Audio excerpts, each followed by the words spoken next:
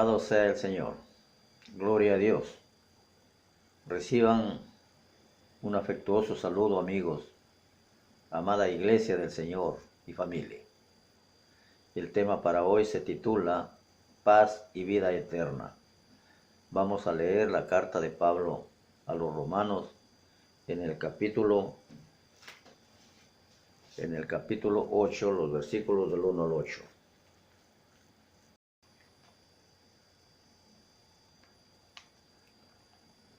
Del 1 al 8.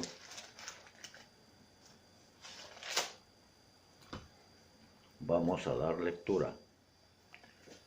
Dice la bendita palabra del Señor: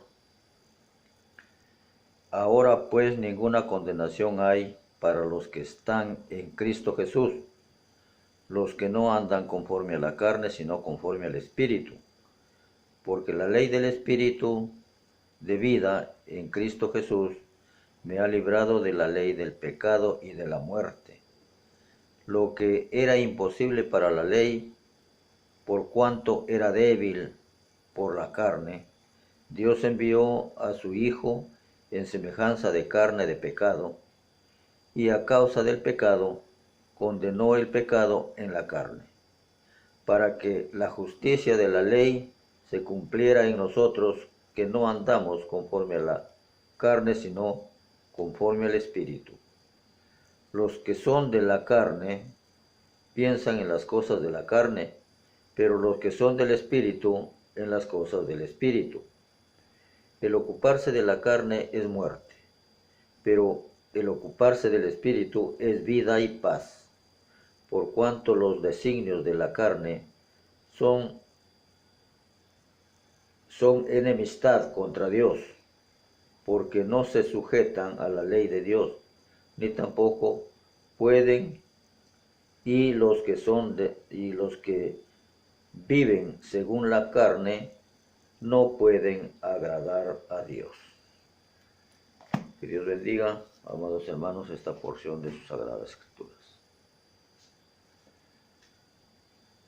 Hemos leído Romanos capítulo 8, los versículos del 1 al 8. Amados hermanos, ustedes saben que hay una lucha interna contra el pecado. El pecado es tan real en nosotros como lo fue en Pablo y con todos los hombres de Dios. De Pablo aprendemos lo que debemos hacer al respecto. Siempre que Pablo se sentía perdido, trasladaba sus pensamientos a los inicios de su vida espiritual y recordaba que Jesucristo ya lo había librado. Cuando usted, amado hermano, hermana, se halle confundido y abrumado por la atracción del pecado, siga el ejemplo de Pablo. Dé gracias a Dios por haberle dado libertad a través de su Hijo Jesucristo. El hecho es que todo el género humano está sentenciado a muerte, condenado con justicia por quebrantar repetidamente la santa ley de Dios. Sin Jesús no tendríamos esperanza alguna, pero gracias a Dios nos declaró inocentes y nos concede libertad del pecado para hacer su voluntad. Este Espíritu de vida es el mismo Espíritu Santo que estuvo presente en la creación del mundo. Lo decimos siempre y lo volvemos a repetir. Según Génesis capítulo 1, versículo 2, donde dice que la tierra estaba totalmente desordenada y estaba vacía, y las tinieblas estaban sobre la faz del abismo, y el Espíritu de Dios se movía sobre la faz de las aguas. Este mismo Espíritu es también el que produce el nacimiento de todo cristiano. El Espíritu Santo nos da el poder para disfrutar de la vida cristiana, Jesús se dio en sacrificio por nuestros pecados.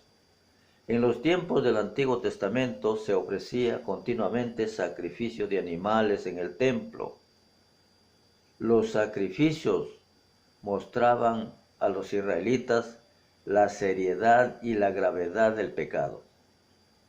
La sangre debía esparcirse para el perdón del pecador, para que él recibiera el perdón. Pero en verdad la sangre de los animales no podían quitar el pecado. Estos sacrificios representaban el sacrificio de Cristo. Cristo el Señor fue quien pagó el castigo de todos nuestros pecados. Pablo divide a la gente en dos categorías, diríamos en dos grupos, los que son de la carne y los que son del espíritu.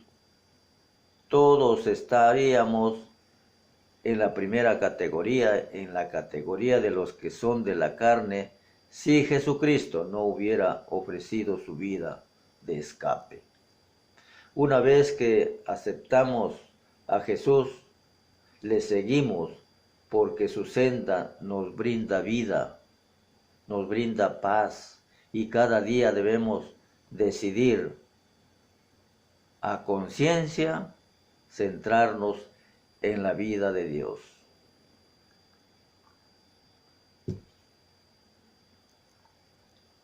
Use la Biblia, amado hermano, para ver los mandatos de Dios y seguirlo.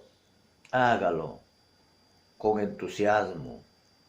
¿Se ha preguntado alguna vez si es usted un verdadero cristiano? Cristo es todo aquel, o cristiano es todo aquel que tiene el Espíritu de Dios morando en él.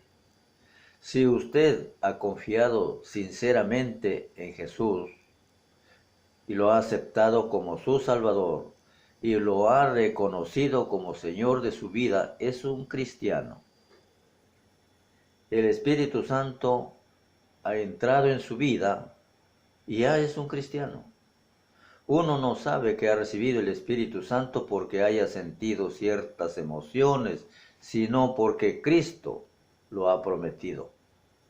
Cuando el Espíritu Santo obra en nosotros, creemos que Jesús es el Hijo de Dios y que la vida eterna obra a través de él, y empezamos a actuar bajo la dirección y el temor de Cristo. Encontramos ayuda de Dios a través del Espíritu Santo en los momentos de los problemas cotidianos y en la oración. Podemos servir a Dios y hacer su voluntad. Somos parte del plan de Dios y de la edificación de la iglesia. El Espíritu Santo es promesa de Dios y garantía de la vida eterna para los que creen y obedecen a Él. Ahora está el Espíritu Santo en nosotros por fe, y por fe estamos seguros que vivimos por Cristo por toda la eternidad. El primer versículo del capítulo 8 dice claramente: ahora pues ninguna condenación hay para los que están en Cristo Jesús. Esto quiere decir que no hay ninguna sentencia de muerte para los hijos de Dios.